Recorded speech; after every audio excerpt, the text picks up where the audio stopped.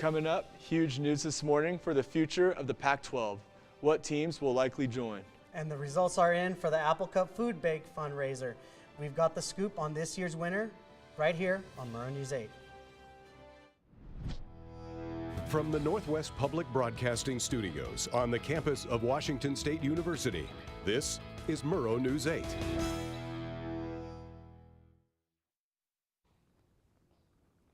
Hello and welcome to Murrow News 8. It's Monday, September 33rd. I'm Sam Fulton. And I'm Jose. Some new information in the Pac-12. 4 teams have turned down the opportunity to become part of the Pac-12. These teams include Memphis, Tulane, University of South Florida, and University of Texas at San Antonio. The Pac-12 did not give up after hearing no. They look to rebuild with 3 more schools, including Gonzaga, UNLV, and Utah State. Over the weekend, a 67-year-old man from Garfield died in a motorcycle crash along the Snake River in southern Whitman County. Reports say the crash happened near Nisqually John Landing. Michael Olville was riding eastbound when he missed a curve at a railroad crossing and hit a guardrail. Olville was thrown from the bike and died at the scene. A shoplifter at the Pullman Walmart sped off in a gold Chevy Silverado with an Idaho license plate.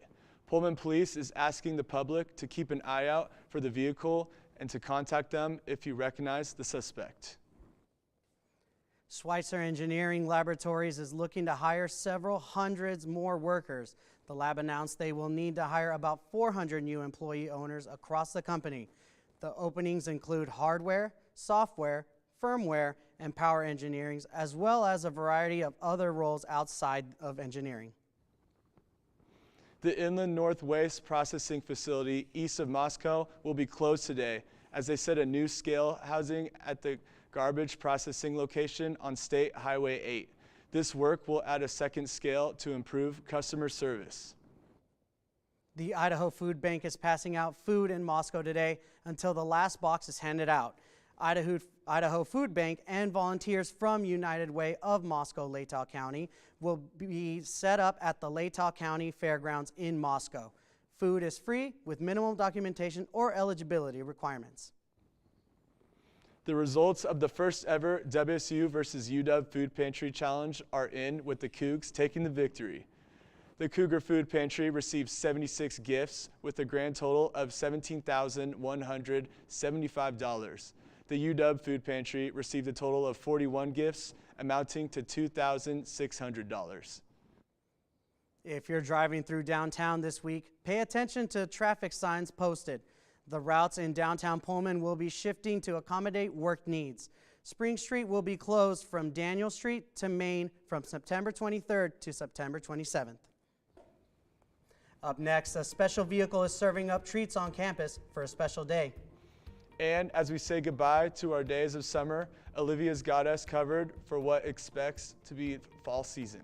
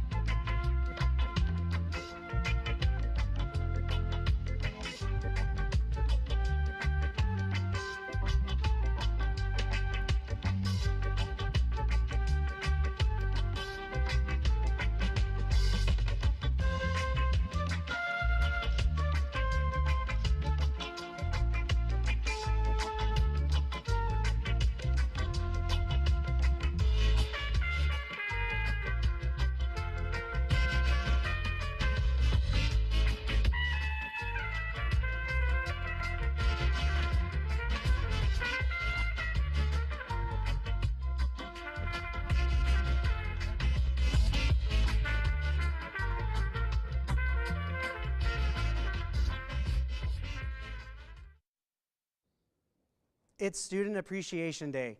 Coca-Cola has set up a truck outside Murrow Hall to give away free Coke floats to celebrate the students.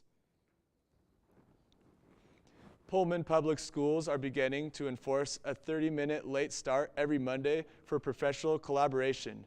This change allows for groups of all professional learning communities to help improve professional practice and student achievement. In other news for the district, a fundraiser is currently underway to help pay for a drama coach at Pullman High School. The school's district budget crunch has forced officials to cut the position's salary. You can find a link to donate to gofan.co/event. Following the 2020 tragic firestorm in North Whitman County, the House Transformation and Infrastructure Committee anonymously passed the Malden Act. The act is intended to improve distribution of resources to rural communities impacted by natural disaster. Time is speeding by, and we said goodbye to the last days of summer as yesterday marked the first day of the fall season. Well, Sam, it was pretty hot going into class today. Oh, it was. And fall's around the corner. Olivia, can we expect cooler weather? Yeah, thanks, guys. You know, as yesterday was the first day of fall, it looks like we're still here in the 70s and kind of looking to stay around the 70s and even in the 80s this week. You can see a high of 85 tomorrow with a low of 62, a little clouds, little wind, but not too bad. And then when we move into the state, it kind of stays warmer over the whole state. Even on the west side, it's still in those 70s. And when you get to the eastern side of the state, we're still, you know, in those higher 70s and even in the 80s. And that does not look like very much fall weather to me. And then when we get into the 5-day forecast, you can see on Monday, we're still keeping it a little hotter, and then even moving into the rest of the week. Thursday is the only day we look to cool down, and that's still in the 60s. And again, back to you guys at the desk. All right, thanks, Olivia. Coming up, Sam has us covered for all things sports with a recap of Friday's double overtime game. And we'll break down why fans are saying WSU was snubbed in the new AP rankings.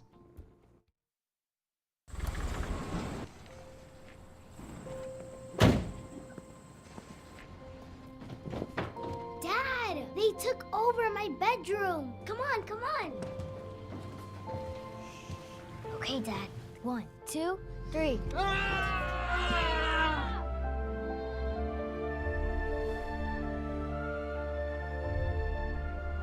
Dad!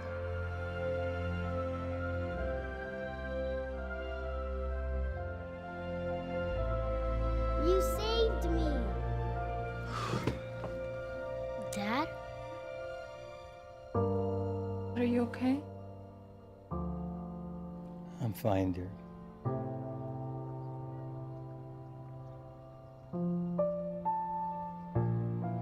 Your hero needs you now, and AARP is here to help. Find the care guides you need at aarp.org/caregiving. Last Friday night, the Cougs had a nail-biter as they took on San Jose State in Martin Stadium. Cougs started out hot with a John Mateer rushing touchdown to take the lead. San Jose State scored and took the lead 10-7, but Mateer had a beautiful touchdown to Cooper Mathers as the Cougs punched back. And there's our John Mateer touchdown. And there's our pass from Mathers right there.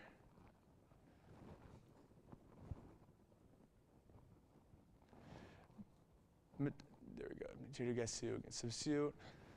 Then John Mateer dropping back. There's a beautiful pass to guess who? Mathers again. San Jose State comes back as ex-Coug Emmett throws a touchdown. San Jose State back on the board. And the Spartans outplayed us in the third quarter as we scored 0 and they took the lead. Washington State came back with a beautiful pass to number 18 as the Cougars came back. But a missed PAT on this next play from Dean Janikowski would bring us down 38-37 with a close game toward the end. Washington State ends up scoring with Dylan Payne, the running back. And then San Jose State scores, but Dean Janikowski, with ice in his veins, hits a deep kick as we go into overtime. And the first overtime was a little ugly as both teams threw an interception. But Dylan Payne brings the pain once again, and Cougs score. And now it's San Jose State's turn. They get a touchdown. But Ex-quarterback Emmett Brown fumbles the ball, and the Cougars recover as they take the win against San Jose State and come for Boise State next week. AP's top 25 football rankings for Week 5 is out. WSU is unranked in the first week's AP Top 25. Cougs are the top vote, getting outside the top 25 with 67 good for an unofficial ranking of number 26. Wazoo is one of 4 4-0 teams to go unranked this week. Speaking of AP Top 25, Boise State is coming in at number 25. The Cougs head down to play Boise State, the 2-1 Broncos, on their Smurf turf in Idaho. Boise State offense looks very strong as their starting running back, Genty, is averaging 10 yards a carry. Coach Dickert had a few words on how to prepare for him. Strong. He's got one of the best stiff arms I've seen in a long time. So if you think you're going to tackle him above the waist, it's just like, it's not happening. You got to get, through his legs. You got to kill his motors. You got to have a gang, tackle with this guy. It's not just going to be one person. You got to keep your leverage. I mean, he's just a really talented football player. They use him in a bunch of different ways in the pass game, screen game. Every time he touches the ball, I mean, he can, go to the HUD. I think he has 3 runs over 70 yards or something like that, so no one's catching him either. So quite the task. We know we have to load the box up and, force him to throw. I mean, I don't think that's revolutionary, but try to limit and control his running will be a big step. And, those guys up front, it's going to be a big challenge. We can look forward to the Cougs playing 8 p.m. Mountain Time this Saturday. In other football news, the Seahawks are number 1 in the NFC. They are 3-0 going into Week 4 after beating the Dolphins 24-3 yesterday. They will be going to Detroit for their next game to play the Lions for Monday Night Football, September 30th at 5:15 p.m. While the Seahawks are just starting their season and the Mariners' season is coming to an end. The Mariners close out their last week of regular season with a 3-game series starting in Houston today. Then they will be back in Seattle for their final 3 games against the Athletics. Postseason starts October 1st for all the MLB. The Mariners are fifth right now in the AL wildcard standing, and only the top 3 teams from each division goes to the playoffs. Washington State volleyball faced Long Beach State Friday night. Falling 3-0, the Cougs will head down to play Santa Clara September 26th at 6 p.m. Their next home game will be September 28th at 12 p.m. against University of San Diego. Thanks, Sam. As WSU kicks off their week of wellness, students have a chance to protect themselves ahead of flu season. We'll tell you where, at, and when after the break. Days, months, Hey, I'm Jim from across the street. years, I'd like to give you this. a lifetime can rush by without realizing what we're missing.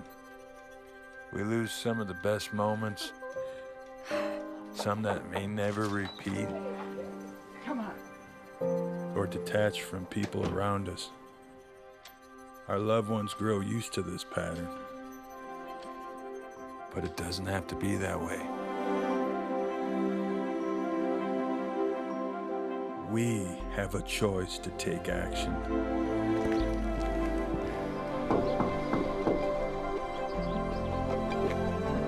It's never too late to live a full life again. Hear how many of us Vietnam veterans have managed our mental health and reconnected with our families. Visit maketheconnection.net to find out more.